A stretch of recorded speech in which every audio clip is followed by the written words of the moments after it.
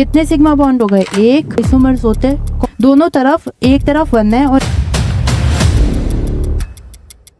Hello students, welcome to Horizon Academy. My name is Aarushi Gupta और आज हम सॉल्व करेंगे NEET previous year questions general organic chemistry के।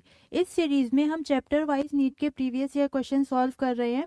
तो इस वीडियो की डिस्क्रिप्शन में आपको प्लेलिस्ट का लिंक मिल जाएगा, वहां से आप बाकी चैप्टर्स के प्रीवियस ईयर क्वेश्चंस की भी प्रैक्टिस कर सकते हैं। तो आज हम करेंगे जनरल ऑर्गेनिक केमिस्ट्री के प्रीवियस ईयर क्वेश्चंस। तो स्टार्ट करते हैं। हमारा पहला क्वेश्चन है, the number of sigma and pi bonds present in pent 2ene 4ine is। हमें इस कंपाउंड में कितने सिग्मा बॉन्ड्स और कितने पाई बॉन्ड्स है ये बताना है। बहुत सिंपल क्वेश्चन है। पहले तो इसका स्ट्रक्चर बनाते हैं। पेंट का मतलब होता है 5 कार्बन। तो 1 2 3 4 और 5 कार्बन हमने बना दिए, ठीक है। उसके बाद यहाँ लिखा है 2ene, मतलब सेकंड कार्बन पे डबल बॉन्ड है। इन कार्बन को नंबर कर देते हैं हम। इस तरह से हमने इसको नंबर कर दिया। सेकंड कार्बन पे डबल बॉन्ड बना दिया। और 4 आइन, आइन का मतलब होता है ट्रिपल बॉन्ड, तो फोर्थ कार्बन पे ट्रिपल बॉन्ड बना दिया। इतना ठीक है। अब क्या करना है? अब हमें हाइड्रोजन ऐड करने हैं। और कितने हाइड्रोजन ऐड करेंगे? हमें पता है कि एक कार्बन 4 बॉन्ड्स बनाता है, क्योंकि कार्बन की वैलेंसी 4 है। तो कार्बन के बॉन्ड्स ना तो 4 से ज़्यादा होने चाहिए, ना 4 से कम होने चाहिए। अगर हम पहले कार्बन की बात करें तो इसने कितने बॉन्ड्स बना रखे हैं? 1। और टोटल इसको बनाने हैं 4 बॉन्ड्स। तो मतलब 1 2 3 हाइड्रोजन्स अगर हम इसमें ऐड कर दें तो इसके पास टोटल 4 बॉन्ड्स हो जाएंगे। सेकेंड कार्बन की बात करते हैं। इसने बना रखे हैं 1 2 और 3 बॉन्ड्स बना रखे हैं। इसको भी 4 बनाने हैं। एक बॉन्ड कम है तो एक हाइड्रोजन अटैच कर दिया। नेक्स्ट कार्बन पे भी एक हाइड्रोजन। इसने 4 बॉन्ड्स बना रखे हैं। देखो, इसने ऑलरेडी 4 बॉन्ड्स बना रखे हैं, तो एक भी हाइड्रोजन ऐड नहीं होगा। और लास्ट वाले में एक हाइड्रोजन ऐड हो जाएगा। इतना हो गया। अब हमें नेक्स्ट काम क्या है? सिग्मा और पाई बॉन्ड्स गिनने। हमको ये पता है कि डबल बॉन्ड में एक सिग्मा बॉन्ड होता है और एक पाई बॉन्ड होता है। तो एक पाई तो ये रहा। और ट्रिपल बॉन्ड में एक सिग्मा और 2 पाई होते हैं। तो पाई बॉन्ड्स तो हमारे पास हो गए 3। अब सिग्मा बॉन्ड्स गिनते हैं। 1 2 3 4 5 6 7 8 9 और 10। ये हाइड्रोजन्स को गिनना मत भूल जाना, हमें सारे हाइड्रोजन्स भी गिनने हैं। तो हमारे पास 10 सिग्मा बॉन्ड्स आए। फिर से गिन के दिखाऊं कैसे? अगर नहीं समझ में आया तो देखो, 1 2 3 4 5 6 7 8 9 10 सिग्मा बॉन्ड हो गए, 3 पाई बॉन्ड हो गए। कौन सा ऑप्शन करेक्ट होगा? ऑप्शन बी हमारा करेक्ट होगा, 10 सिग्मा बॉन्ड और 3 पाई बॉन्ड्स। नेक्स्ट क्वेश्चन देखते हैं। नेक्स्ट क्वेश्चन है, which of the following molecules represent the order of hybridization from this to this, from left to right atoms. हमें hybridization बतानी है। इसके लिए आपको इतना पता होना चाहिए कि अगर किसी कार्बन के पास 4 सिग्मा बॉन्ड है तो हाइब्रिडाइजेशन होती है sp3। अगर किसी कार्बन के पास 3 सिग्मा बॉन्ड्स है तो हाइब्रिडाइजेशन होती है sp2। और 2 सिग्मा बॉन्ड है तो हाइब्रिडाइजेशन होती है sp। ठीक है, इतना। अब चेक करते हैं। अगर हम पहला ए ऑप्शन देखते हैं, CH ट्रिपल बॉन्ड C। इस केस में पहले कार्बन के पास कितने सिग्मा बॉन्ड है? 1 और 1 2। तो इसकी हाइब्रिडाइजेशन हो जाएगी sp। और क्वेश्चन में हमें दे रखी है sp2, तो ऑप्शन ए तो कट हो गया। ऑप्शन बी चेक करते हैं। ऑप्शन बी दे रखा है उसने हमें CH2 और यहाँ पर है डबल बॉन्ड। इस कार्बन पे कितने सिग्मा बॉन्ड हो गए? 1 2 3। और जब 3 सिग्मा बॉन्ड होते हैं तो हाइब्रिडाइजेशन होती है कितनी? sp2। तो ऑप्शन बी हो सकता है। ऑप्शन सी चेक करते हैं। ऑप्शन बी भी सेम है, CH2 डबल बॉन्ड, तो ऑप्शन सी भी हो सकता है। ऑप्शन डी देखते हैं। ऑप्शन डी में दे रखा है CH3 और यहाँ पे सिग्मा बॉन्ड। कितने हो गए इसमें सिग्मा बॉन्ड? 1 2 3 4। 4 सिग्मा बॉन्ड के लिए होता है sp3। तो ऑप्शन डी भी कट हो गया। ऑप्शन ए और ऑप्शन डी तो कट हो गए। अब आगे देखते हैं बी और सी। इसका इस वाले कार्बन को देखते हैं। ये एक H है, इस H को यहाँ बना सकते हैं। कितने सिग्मा बॉन्ड हो गए? 1 2 3। 3 सिग्मा बॉन्ड के लिए sp2। sp2 ही है, ऑप्शन बी हो सकता है। ऑप्शन सी देखते हैं, ये सी है, 1 2, ये एच को यहाँ लगा देते हैं, 3, 1 2 3, sp2, ऑप्शन सी भी हो सकता है। अब नेक्स्ट ये वाला कार्बन देख, इस कार्बन के पास कितने सिग्मा बॉन्ड है, 1 और 2, 2 के लिए क्या होती है sp दे रखी है। लास्ट वाला देखते हैं, इसके पास कितने सिग्मा बॉन्ड है, एक ये और एक हाइड्रोजन अटैच होगा, 2, 2 के लिए sp। तो ऑप्शन बी हमारा करेक्ट होगा। क्यों? क्योंकि इसमें पहले कार्बन की sp2 आई, दूसरे की sp2 आई, तीसरे के लिए sp आई और फोर्थ के लिए भी sp आई, और ऑर्डर भी हमें क्वेश्चन में यही दे रखा है। ऑप्शन सी देखते हैं, ऑप्शन सी में पहली sp2 आई, दूसरी sp2 आई, थर्ड चेक करें तो एक सिग्मा बॉन्ड, 2 सिग्मा बॉन्ड और एक हाइड्रोजन अटैच है, वो भी सिग्मा बॉन्ड से अटैच होगा, तो 3 सिग्मा बॉन्ड हो गए, और 3 का मतलब sp2, और यहाँ पे कौन सा है, थर्ड होना चाहिए, थर्ड कार्बन sp हाइब्रिडाइज्ड, लेकिन सी ऑप्शन में कैसा आ रहा है, वो sp2 हाइब्रिडाइज्ड, तो ऑप्शन सी भी कट हो गया। तो ऑप्शन बी हमारा करेक्ट है। समझ गए? अब अगले क्वेश्चन की तरफ चलते हैं। अगला क्वेश्चन क्या कह रहा है, the number of sigma and pi bonds and lone pairs in pyridine respectively are. Pyridine में कितने लोन पेयर, सिग्मा बॉन्ड्स और पाई बॉन्ड्स हैं, ये बताना है आपको। पेरिडीन का स्ट्रक्चर पता होना चाहिए। पेरिडीन होती है बेंजीन रिंग, जिसमें एक कार्बन की जगह नाइट्रोजन एटम अटैच होता है। क्या होता है पेरिडीन? बेंजीन रिंग होती है। बेंजीन रिंग में 6 कार्बन्स होते हैं। 6 कार्बन्स में किसी एक कार्बन की जगह अगर हम नाइट्रोजन को रिप्लेस कर दे तो वो बन जाता है हमारा पेरिडीन। देखो कैसे, ये बेंजीन है, ठीक है, इसके पास यहाँ पे 6 कार्बन्स होंगे। अब अगर मैंने किसी एक कार्बन को, किसी भी एक को नाइट्रोजन से रिप्लेस कर दिया और बाकी सब कुछ सेम एज इट इज़ बना दिया, तो इसको हम बोलेंगे पेरिडीन। इस कंपाउंड का नाम होता है क्या, पेरिडीन। अब इसमें ये जो नाइट्रोजन है ना, इसके पास एक लोन पेयर होता है। कैसे? हमें पता है नाइट्रोजन के पास 1 2 3 4 5 बॉन्ड होते हैं आउटर मोस्ट शेल में, 3 तो उसने शेयर करके बना लिए जो हमें यहाँ दिख रहा है, तो एक लोन पेयर बच गया ना उसके पास, वो लोन पेयर हमने यहाँ दिखा दिया। तो पेरिडीन में नाइट्रोजन के पास एक लोन पेयर होता है, तो पूरे कंपाउंड में लोन पेयर तो एक हो गए। अब हमें कैलकुलेट करना है सिग्मा और पाई बॉन्ड्स। पाई बॉन्ड कितने दिख रहे हैं, 1 2 और 3, पाई बॉन्ड हो गए हमारे पास 3। अब सिग्मा बॉन्ड कैलकुलेट करना है। अब सिग्मा बॉन्ड कैलकुलेट करते हुए बच्चे क्या करेंगे, जल्दी जल्दी में हाइड्रोजन्स को गिनना भूल जाएंगे।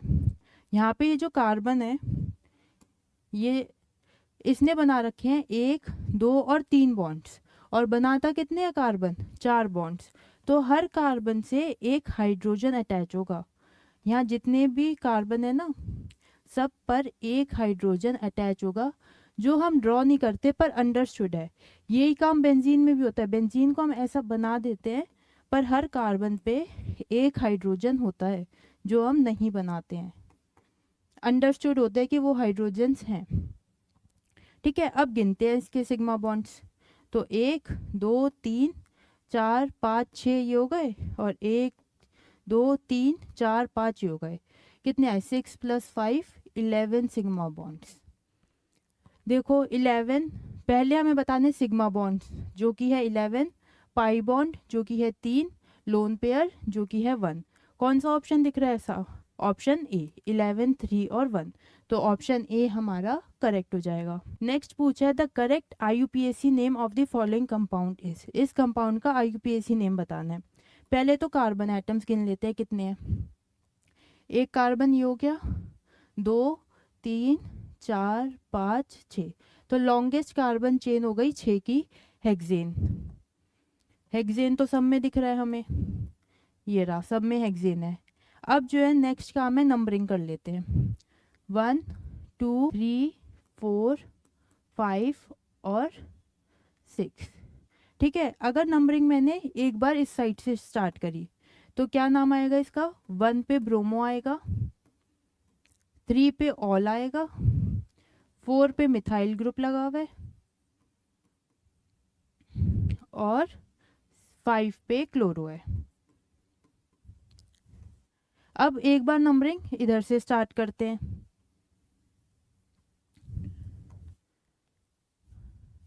1 2 3 4 5 6। इस केस में देखते हैं क्या आ रहा है। इस केस में 2 पर क्लोरो है, देन 3 पर मिथाइल है, 4 पर ऑल है और 6 पर ब्रोमो है। अब हम ये देखेंगे कि दोनों में से छोटी नंबरिंग कौन सी है। तो हम ये देखेंगे कि ये वाली नंबरिंग जो है छोटी है इसके कंपैरिजन में। पहला पॉइंट तो ये हो गया। दूसरा पॉइंट है कि अल्कोहल देखेंगे। यहाँ जो OH है वो फंक्शनल ग्रुप है, उसको हमें प्रायोरिटी देनी है, तो OH का नंबर छोटा होना चाहिए। पहले केस में अल्कोहल आ रहा है 3rd पर और इस केस में आ रहा है 4th पर, तो हम अल्कोहल को छोटा नंबर देंगे, मतलब ये वाली नंबरिंग हम फॉलो करेंगे। ये वाली फॉलो नहीं करेंगे। कौन सी फॉलो करेंगे? जहाँ पर हमने यहाँ से नंबरिंग करी थी। अब इसके अकॉर्डिंग हम इसका नेम लिख देंगे। 1 पर ब्रोमो, ये रहा 1 ब्रोमो 1 ब्रोमो। ऑप्शन बी और ऑप्शन डी कट हो गए। फिर क्लोरो कितने पे आ रहा है? 5 पे। 5 क्लोरो 5 क्लोरो, 4 मिथाइल 4 मिथाइल। अब क्वेश्चन ये आता है कि क्लोरो पहले लिखें या मिथाइल पहले लिखें।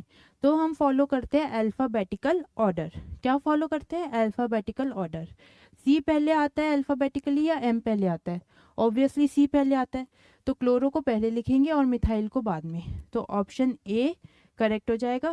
3 पर ऑल लिखा है जो कि आ भी रहा है। ठीक है, तो 1 bromo 5 chloro 4 methyl hexane 3 all. इस क्वेश्चन में एक तो उसने आपकी नंबरिंग चेक करी, 2 ऑप्शंस दिख रहे हैं, एक में नंबरिंग यहाँ से हो रही है और एक में नंबरिंग यहाँ से हो रही है। तो हम नंबरिंग में क्या करेंगे? छोटी नंबरिंग देखेंगे और अल्कोहल को छोटा फंक्शनल ग्रुप है वो, तो उसको छोटा नंबर देंगे। नेक्स्ट पॉइंट क्या देखा उसने कि बच्चों को ये बात पता है या नहीं कि अल्फ़ाबेटिकल ऑर्डर फॉलो किया जाता है। ठीक है, तो इसके हिसाब से ऑप्शन ए करेक्ट हो जाएगा।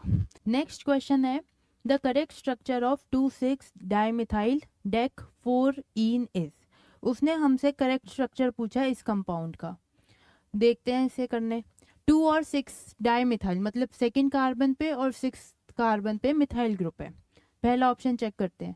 यहाँ से नंबरिंग शुरू कर देते हैं। 1 2 3 4 5 6 7 8 9 और 10।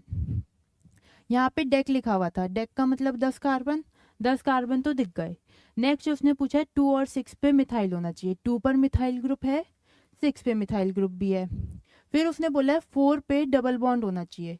क्या 4 पे डबल बॉन्ड है? नहीं है, डबल बॉन्ड तो 5 पे है, तो ऑप्शन ए कट हो गया। अब ऑप्शन बी चेक करते हैं। 1 2 3 4 5 6 7 8 9 और 10। डेक का मतलब 10 कार्बन वो तो है। अब 2 और 6 पे मिथाइल होना चाहिए। 2 पे भी मिथाइल ग्रुप है, 6 पे भी मिथाइल ग्रुप है। यहाँ कुछ नहीं लिखा हुआ ना, मतलब एम ही होता है मिथाइल ग्रुप। ठीक है, और फिर क्या पूछा है? 4 पर डबल बॉन्ड होना चाहिए। देखो 4 पे डबल बॉन्ड भी है, तो ऑप्शन बी हो सकता है, पर बाकी ऑप्शन भी हम एक बार चेक करेंगे। 1 2 3 4 5। इसमें तो देखो 2 और 5 पे मिथाइल ग्रुप है, ऑप्शन सी तो कट हो गया। 2 और 6 पे मिथाइल ग्रुप चाहिए।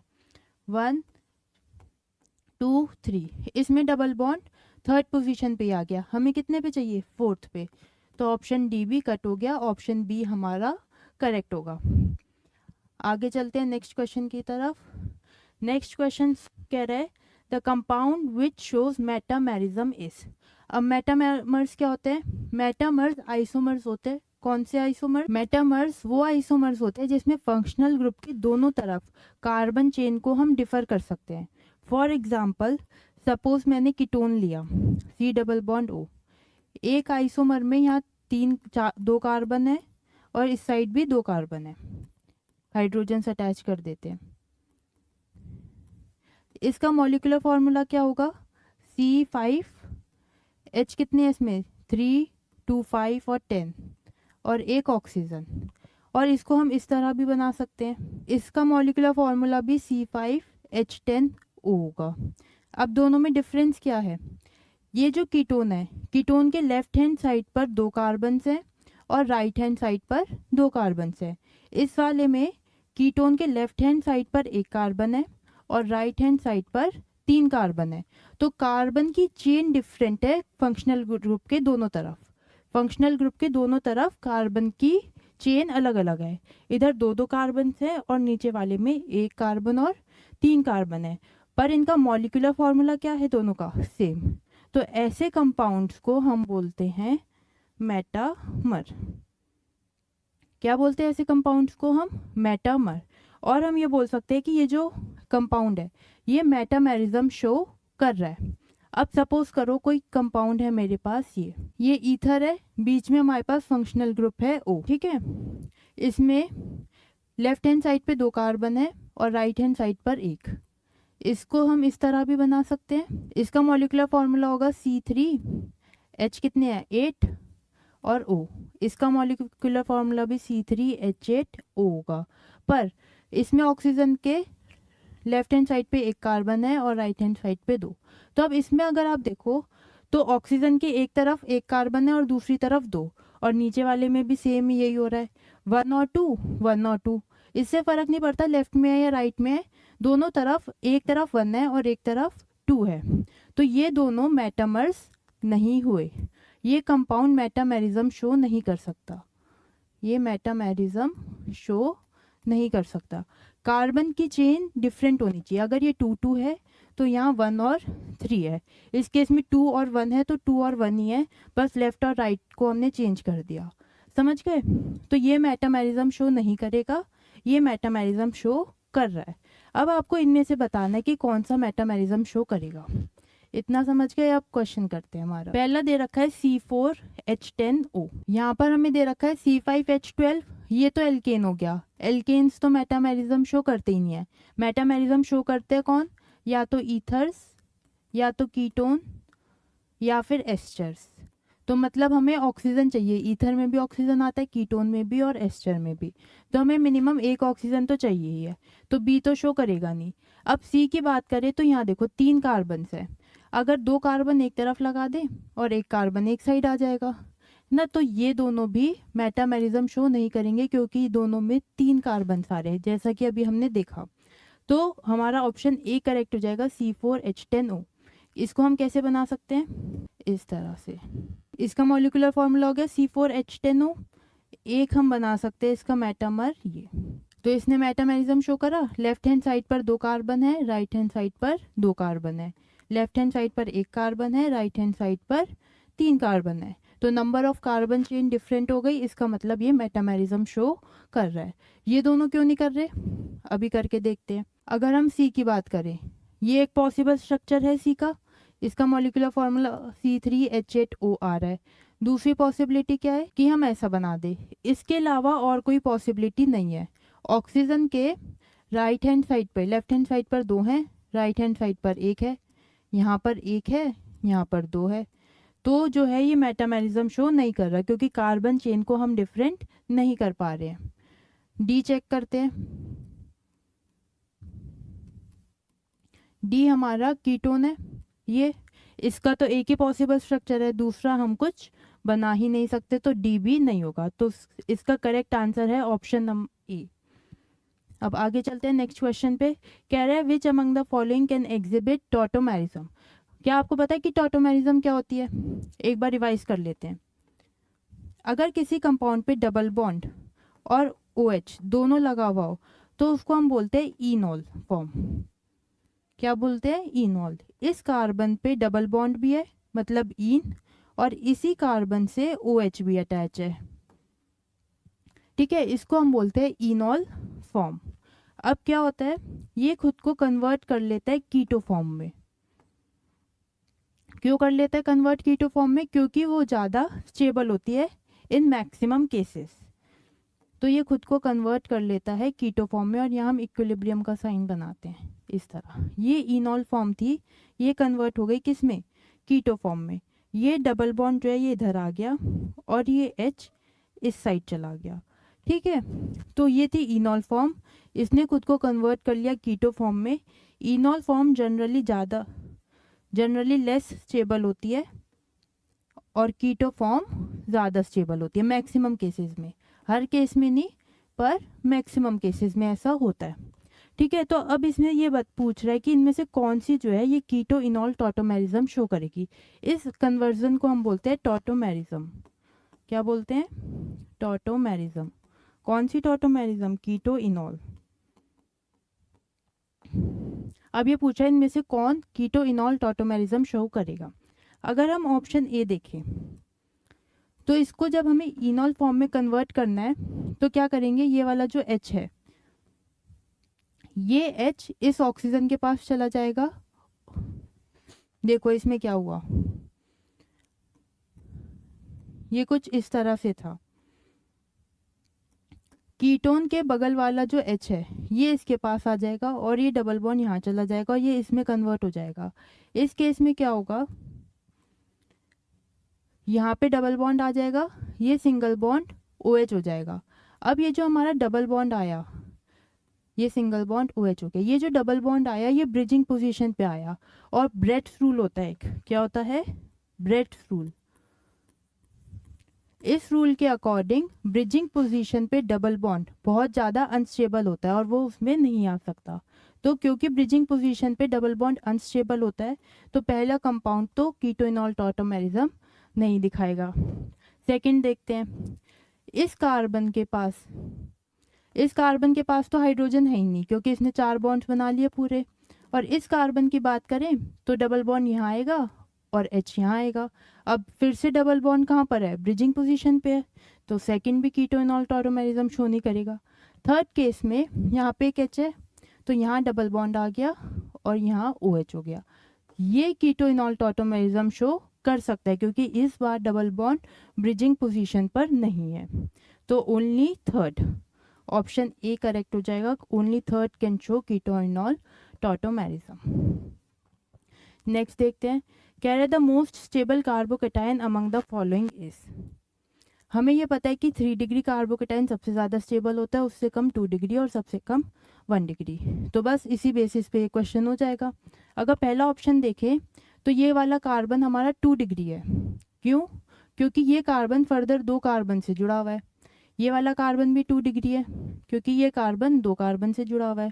ये वाला 1 डिग्री है क्योंकि जिस कार्बन पे पॉजिटिव चार्ज है वो एक ही कार्बन से जुड़ा हुआ है। और ये वाला कार्बन है 3 डिग्री क्योंकि ये देखो इस कार्बन पे पॉजिटिव चार्ज है और ये फर्दर जुड़ा हुआ है 1, 2 और 3 कार्बन से। तो ऑप्शन डी हमारा करेक्ट हो जाएगा। नेक्स्ट है on heating some solid substance change from solid vapor state without passing through the liquid state. The technique used for purification of such compounds is based on the principle. वो कह रहे कि कोई compound था जो solid से सीधा vapour में कन्वर्ट हो गया, मतलब सॉलिड से सीधा गैस बन गया, बीच में लिक्विड फेज नहीं आई। इस प्रोसेस को क्या बोलते हैं? अगर कोई सब्सटेंस सीधा सॉलिड से गैस में कन्वर्ट हो रहा है, वो बीच में लिक्विड स्टेट नहीं आ रही है, तो उसको हम बोलते हैं सब्लिमेशन। क्या बोलते हैं? सब्लिमेशन। और इसका एग्जाम्पल है कैम्फर या फिर NH4Cl। ये ऐसे कंपाउंड है जो सब्लिमेशन शो करते हैं, सॉलिड से सीधा गैस में कन्वर्ट हो जाते हैं। तो इसका आंसर होगा सब्लिमेशन। नेक्स्ट पूछा है, in Lassaigne's extract an organic compound both nitrogen and sulfur are present which gives blood red color with Fe3+ due to the formation of। ये क्वेश्चन है बच्चों क्वालिटेटिव एनालिसिस से। ये जनरली बच्चे छोड़ देते हैं, क्वालिटेटिव एनालिसिस ये उसमें से है। देखो हमने लजाइंस एक्सट्रैक्ट बनाया, उसमें सोडियम होता है, साथ में कोई कंपाउंड है ऑर्गेनिक तो कार्बन तो हो गई, साथ में उसमें है S और N दोनों है लिखा हुआ है, नाइट्रोजन भी है और सल्फर भी है। ये तीनों कंपाउंड्स मिलके बनाते हैं NaSCN। ठीक है, अब ये जो NaSCN है इसमें हमने क्या डाला? Fe3+। जब हम इसमें Fe3+ डालते हैं तो ये कन्वर्ट हो जाता है इस कंपाउंड में, किसमें? इसमें, जो कि होता है ब्लड रेड कलर का। कौन से कलर का होता है? ब्लड रेड कलर का। तो ऑप्शन बी हमारा करेक्ट हो जाएगा। ये कंपाउंड बना जो कि होता है ब्लड रेड कलर का। नेक्स्ट देखते हैं। नेक्स्ट है the Kjeldahl's method for estimation of nitrogen. ये मेथड है, ये यूज़ किया जाता है नाइट्रोजन की एस्टिमेशन के लिए। ठीक है, ये आपको पता होना चाहिए, ये क्वेश्चन भी क्वालिटेटिव से है। ये जल्दाल्स जो है साइंटिस्ट का नाम है जिसने ये मेथड को ढूंढा था।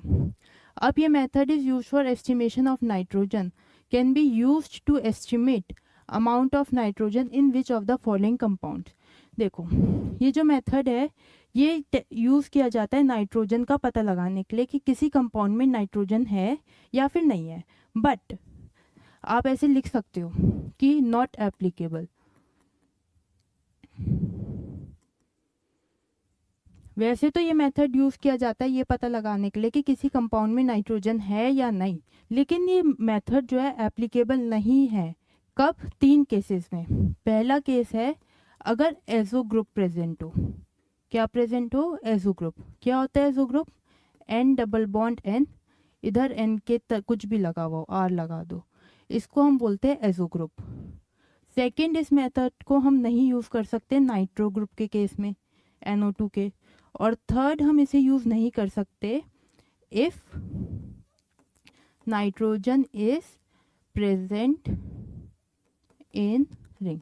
अगर रिंग में नाइट्रोजन प्रेजेंट होती है, सपोज इस तरह रिंग के अंदर नाइट्रोजन प्रेजेंट है, तब इस मेथड को यूज़ नहीं किया जाता। इन तीनों केसेस में ये मेथड वर्क नहीं करता। अब वो पूछ रहा है कि इनमें से कौन से कंपाउंड के लिए हम यूज़ कर सकते हैं ये मेथड। पहला देखो, पहले में आपको नाइट्रो ग्रुप दिख रहा होगा और हमने देखा नाइट्रो ग्रुप के लिए तो यूज़ कर नहीं सकते, तो ऑप्शन ए कट हो गया। ऑप्शन बी में रिंग के अंदर नाइट्रोजन प्रेजेंट है, ऑप्शन बी भी कट हो गया। और ऑप्शन डी हमारा एजोडाई है, ये रहा एन डबल बॉन्ड एन और आर ग्रुप यहाँ पे बेंजीन रिंग्स है, तो ऑप्शन डी भी कट हो गया। तो ऑप्शन सी हमारा करेक्ट है। जल्दाल मेथड की मदद से हम इस कंपाउंड का तो टेस्ट कर सकते हैं पर इन तीनों का नहीं कर सकते। ठीक है, तो आज की क्लास के लिए इतना ही। Thank you very much for watching.